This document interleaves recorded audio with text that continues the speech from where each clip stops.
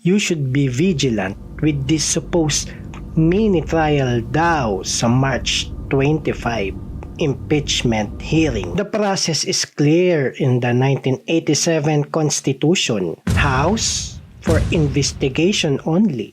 Senate, doon pa lang ang trial. Kung matatandaan ninyo kay President Erap and Justice Corona, walang gantong mini trial na naganap. After sa House, diretso na sa Senate. Doon nag-trial.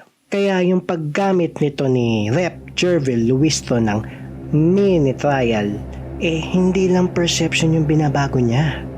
Pati yung framing ng buong process.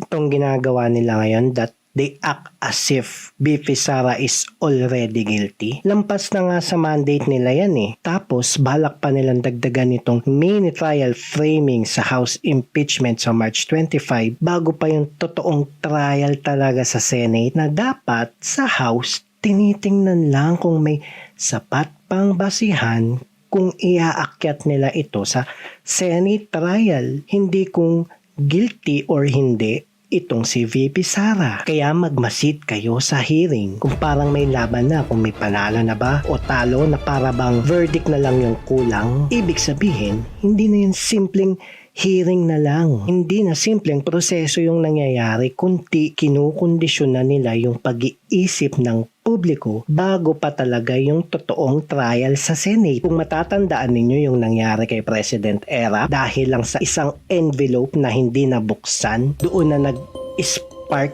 di ba? Kaya nagkaroon na ng EDSA 2. Kasi bago pa yun, may perception na yung mga tao na guilty talaga tong si President Erap. Kaya nung may isang envelope lang na hindi nabuksan, naisip ng mga tao na may nililihis, may tinatago, may hindi tama sa proseso. So meaning, kapag nag-succeed sila in conditioning the mind of the public, isang event lang tulad nitong envelope ni President Erap, pwedeng sumabog ang buong sistema. Handa ba tayo sa posibleng mangyari pag nagbanggaan ang perception at proseso sa Senado? Kaya't magmasid. And laging tatandaan, in politics, always based on standard more than personality.